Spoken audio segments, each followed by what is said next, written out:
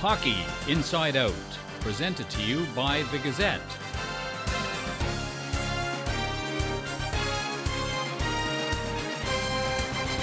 We're back with another episode of Hockey Inside Out. I'm joined today by Jack Todd and Dave Stubbs. We'll discuss a little later about some of the changes to Jack Todd's Monday morning QB column. But let's start. 6 goals against the Minnesota Wild. Nobody saw this coming, right, Dave? The coach is a genius, right? He has to be. Everyone figures Michel Therrien is a genius. There are 21,273 coaches in the Bell Center every night. Well, this one night, Michel Therrien was smarter than all of them. It'll never happen again.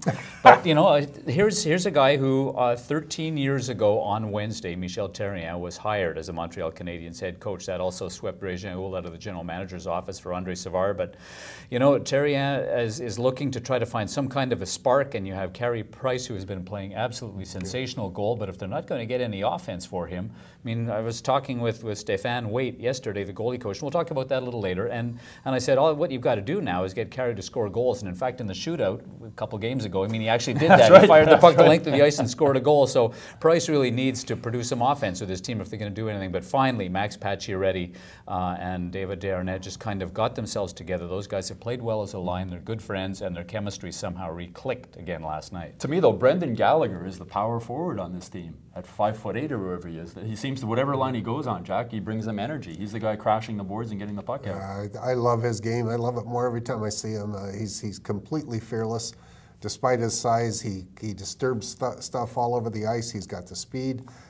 He would be on the bubble for my Olympic team if I was choosing it. I think he's that good and that useful. And he gets under people's skin too now, right? I mean, now he's a target. Everybody goes out and they're looking for him. Yeah. And when other teams are looking for him, he's going to open up some ice for some other guys who are playing on his line. Well, Max Pacioretty mentioned after the Wild game that he could learn from Gallagher about how to go to the net. I've always wondered, I'd like to see Gallagher in one of those Jackass movies. You get him to do anything. Brendan, run into that wall. Brendan, stick your finger in here. He'd probably do anything you asked him to do. Don't touch that hot burner. Ow, ow, ow. And he'd still be smiling after that. You could make an argument. I mean, Carey Price has been great. You can make an argument that Gallagher might be the MVP for the first quarter of the season. What do you think?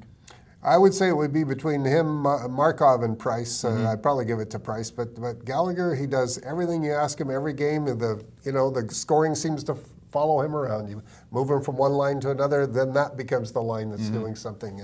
And he just gets the crap beaten out of him every game. Smiling, he's always just with a smile on Yeah, his just face. gets up with his, and it's not even a smile, Stu, so much as it's a smirk, and that's what drives people crazy. He gets up like, that's the best you have? Come on, give me something, give me something here. There's a YouTube video of him playing novice hockey, if you search Brendan Gallagher at novice, and it's the exact same thing. He's the shortest kid on the ice, and he's crashing into the goalies and falling down. And the other guy who brings a lot of energy to a line wherever they put him is Brandon Prust. I think they really missed him, Dave, when he was out of the lineup. Yeah, I think so. I mean, Prust is the kind of guy who just is going to stir things up for this team. And you know what? Players will look at him and they know that here's a guy who is dealing with a couple of shoulders that have given him problems. I mean, he's beaten up too. You walk around in the dressing room afterwards and inevitably you see a bag of ice not far from Brandon Prust. But I mean, he's fearless too. He will drop his gloves. He goes with Konopka, the Wild, and bloodies him. I mean, makes a bit of a mess of him. And he's just not afraid to do anything like that. And you almost kind of win. So I kind of watched through almost fingers spread in front of my eyes when he drops the gloves, because you just think, you know, don't please throw something where you're going to throw your shoulder out or you're going to get tossed to the ice and you're going to land on that bad shoulder again. But yeah, you're right. He's the kind of guy who there's some argument that he could be the captain of the Montreal Canadiens, and you'd have a pretty hard, I think, argument against that. Well, Marc Bergevin went out and got George Parros so that Brandon Prust wouldn't have to fight. And now Parros is a healthy scratch. Is there still a place in the NHL, Jack, for a guy like George Parros? I wonder. I've seen a lot of questions about that. People are asking me on Twitter, like I know what they're going to do with him. But you know, maybe when you play Toronto, but you know, do you keep a guy around just to fight Colton Orr? Yeah, or Boston. You know, and yeah, or Boston, a couple of teams like that. But Prust is, to me, he's the light heavyweight champion of the league. But I agree, you don't want him fighting because he's just too valuable. So. There's a reason why there's weight classes in boxing, and he was giving up 20 pounds in that fight against Minnesota. As you say, I know one of the lefts just missed him, and if it hit him, it would have been ugly. It's funny, I saw a line the other day on Twitter, and I laughed out loud when I saw it. Someone mentioned, come on, all this talk about Colton or the Toronto Maple Leafs. If he's on your beer league team, he's going to be at least the third or fourth best guy on your team, right? So top 10 anyway. Yeah, right? but we've got the Toronto Maple Leafs coming to town at the end of the month, the last Saturday in the month, and George Parros, I'm sure, would be in the lineup for that because the Canadiens are going to want a bit of grit, and I'm sure Therrien would want to have him out there just because of the fact that that Colton Orr was the guy who Parros got into the first game of the year. So they'll be there. Whether or not they dance is yet to be seen, but if they're out there on the ice at the same time, of course they're going to. We had an HIO poll recently, and 39%, only 39% thought that Michel Therrien was doing a good job. What grade would you give him, Jack, for the first quarter of the season? I'd give him about a B-. Some of the things he does are a bit strange. You know, I can see why he's doing what he's doing with PK, but at the same time, in a sense, he's picking a fight he can't win, and causing a distraction himself. Some of his line changes have been strange. His use of people, you know, Briere playing 8 minutes one night. At this point, I want to see Briere out there, and I want to see what he can do at this point in the season. At the same time, people have criticized him a lot, like for playing Murray. Well, you get a guy like him, you got to see what you have. You know, you want to know, can I trust him in the last 2 minutes? Can I do this with him? Can I do that with him? It's an 82-game season this time. It's not 48, so I understand some of what he's done. His job hasn't been up to what he did last year. And they're not paying him to be a fourth-line player. He's not making fourth-line money. The bottom line is, for a good 3 or 4 weeks now, they haven't been scoring. And there is enough firepower in the lineup. If they're not scoring, it's ultimately on the coach. And in this NHL, you never know, too, given injury reports and so on, if Briere if he's back at 100% since that concussion. Yeah. You just don't know if he's back yet because, you know, maybe he's not getting the ice time because of that. But Canadians will never tell you that. They're never going to tip a hand ever at any point. But I mean, something like Murray, some people are going to make the argument, look, if you have a guy who maybe is not the most mobile guy in the world or the fastest guy in the world, do you want to maybe start rotating Murray in and out with Francis Bouillon? But I mean, we know the history that Bouillon has with Therrien. Those guys go back a long way. No knock against Frankie, but you know, you want to wonder sometimes. Murray does a lot of good things out there too when he's there. He blocks a lot of shots. He's never going to win any races for sure, but I mean, he's a useful defenseman. Therrien must long for the days when nobody knew what the ice time was for all the players, right? It wasn't every single person looking over the stats and criticizing. I had to go look it up the other day. It only came in '97 because I remembered that we never got sheets with time at the Forum. So I knew it had to be around there. There was a fiber optic problem at the Bell Center on Tuesday night, and actually the stats from the NHL.com were not getting out, and fans were just absolutely apoplectic. They were going berserk. They couldn't understand how they couldn't follow what ice time was and what a guy's percentage of time was when the Moon was in the third quarter. So, you know, hey. I mean, we used to see, obviously, if, you know, Guy Lafleur isn't on the power play or something, people are going to notice that. But other than that, they weren't able to pick apart what a coach is doing the same way. Even all the face-off stats, the hits, the blocks, all these other things we've got. And it's become a real weapon for fans to use to bludgeon the coach. We'll be back after a short break, and Jack Todd will discuss some of the changes with his Monday morning QB column, and Dave Stubbs had a real interesting conversation with Stephane Waite and about the work he's done with Carey Price. Stick around.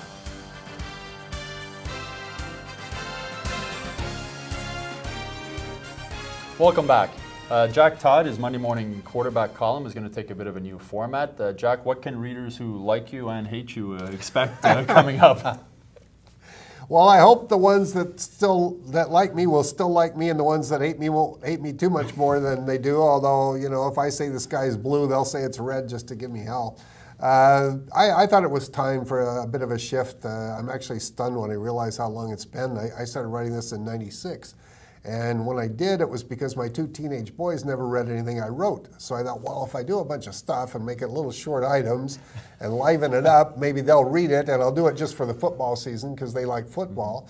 And, you know, it was so hated from the beginning that I couldn't resist. Hopefully your boys liked it. I don't think they ever read it.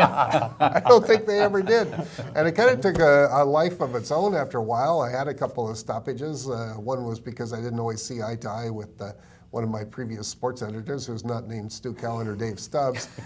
And but it survived until now. I found it more and more difficult to come up with the heroes and zeros. Somebody was ripping me a couple weeks ago for having the same zeros in there, although to me, Jeffrey Loria and David Sampson and probably Bud Selig and Claude Brochu and some of these people are zeros to the end of time. So who are your all-time heroes? In the bank. Who are your all-time heroes? My all-time heroes would be probably Otis Grant first.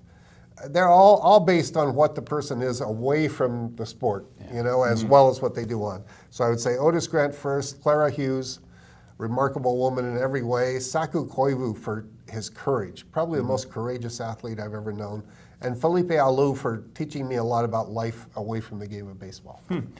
Speaking of teaching there, Dave, Stephane Waite, I know you had a long conversation with him the other day for a feature story, but the work he's done with Carey Price, can you talk about that a bit? Yeah, fascinating guy Stephane Waite is. He won the Stanley Cup in 2010 with Antti Niemi, and he won it in 2013 with Corey Crawford. Came to Montreal, having worked with Marc Bergevin in Chicago, and he told me that it was a difficult decision to come. He said, look, you're leaving an organization where you've been for 10 years, and there are a lot of things that you still want to do, but the challenge of coaching in Montreal, and he said, I'm a guy from Sherbrooke, and I said, all of the work that I've done at some point in my life, even while I'm winning Stanley Cups in Chicago, I felt that I had to coach at some point in Montreal. So he's had the great opportunity, and he's done some sensational work with Carey Price this year. He told me, and it was quite enlightening to hear him say, that he doesn't ask the goaltenders to adjust to him, he adjusts to the goaltenders. When he signed here on the 4th of July, he made it very clear from the outset. He said, I'm not here to make major changes or to reinvent Carey Price. This guy has a lot of tools in his toolbox. What I need to do is tweak a few things. Probably the most noticeable thing that fans would see is that Price is not down as much anymore. He's not sliding butterfly post to post. What Stephane Waite wants from him is to be on his skates, and he wants him to beat the pass, and he wants him to be patient, and he wants him to battle. And they're the three things that he has taken to Price. And he said, the amazing thing is, no matter what I've asked Carey to do, he said, yeah, that's great, I like it. And at this point, it's almost like Waite is looking for something to disagree with. But Price is really into this, and he's bought it lock, stock, and barrel, and he's doing terrific work with him. Waite said that probably the most important thing that he's worked on with Carey is his game preparation, and he said it starts a day out. He said if fans and if observers of this team understood how much discipline Carey Price needs to do what I'm asking him to do, it begins with diet, it begins with rest, it goes to studying the team, it goes to his preparation on game day, it goes to the meetings that they have to do leading right up to the game. So it's an amazing process that he's working with him, but it certainly is showing good results. I thought he's lived off his reputation from that World Junior tournament for so long, and you know, Jack, you were saying like, show me something in the NHL. Is he showing it to you now? Oh, absolutely. And I'm really amazed with this, with the relationship between Waite and Price. I'm not amazed that it worked. I'm amazed how fast it worked. Yeah. Waite said the same thing. Really. Yeah, the same thing. The sport that I probably know best is boxing. And I've seen many a good boxer switch trainers in mid-career and switch to a great trainer. And the trainer's got him, he's got him in the gym, he's doing everything right. You throw him into a fight, and he reverts to all of his bad habits from before, right? And Carey has been able, and to me they're very similar because they're both things that require really high-speed reactions in a dangerous, fast sport. And Carey's been able to make the adjustments so fast. And with, you know, a fighter, he might work with a trainer for 6 months before he goes into the ring the first time, and then he forgets it all. Yeah. And just in the space of training camp, it wasn't immediately available the first 2 weeks, but now this guy is a superstar goalie, and to me, he should be the starter in Sochi. And I guess the credit has to Another goalie, Josh Harding, in town with the Minnesota Wild this week. He got pulled, but I mean, he's battling MS. It's remarkable that this guy is even playing in the NHL. Yeah, tremendous story. I mean, here's a guy who was diagnosed about 14 months ago with MS, and he didn't even tell his teammates. This was right at the start of the lockout, and he sort of pulled himself into his family and got their counsel and their support. He missed 33 games last season because the cocktail of medication that he was on just was giving him some terrible side effects. But you look at him this year, his numbers are absolutely world class. He's among the absolute elite in the NHL. And the thing that's most amazing to me is that he won't even talk about this now during the season because he doesn't want this to be a distraction to himself, but more importantly to his team. So he said, look, I'm happy to talk about my charity work, and I'm happy to talk about raising awareness and money for people who are afflicted by MS.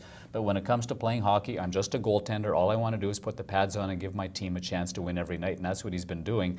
Waite even said that he would be one of the dark horses maybe to make the Sochi team.